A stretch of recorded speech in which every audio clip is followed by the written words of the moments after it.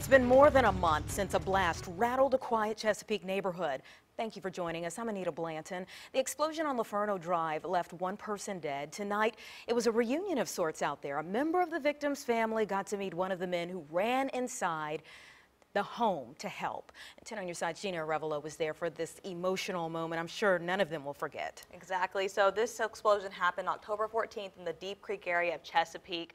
The nephew of the victim says he wanted to make sure those who helped knew his family is grateful. I'm James. Nice to meet you. It was a bittersweet meeting between two strangers brought together by tragedy. You saved my aunt from being burned alive.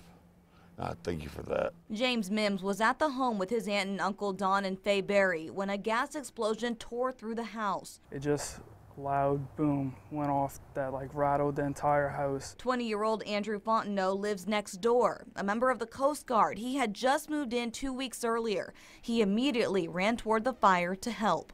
I just punched that window and just tried to pull that wall off as hard as I could. And that's how I ended up breaking my hand.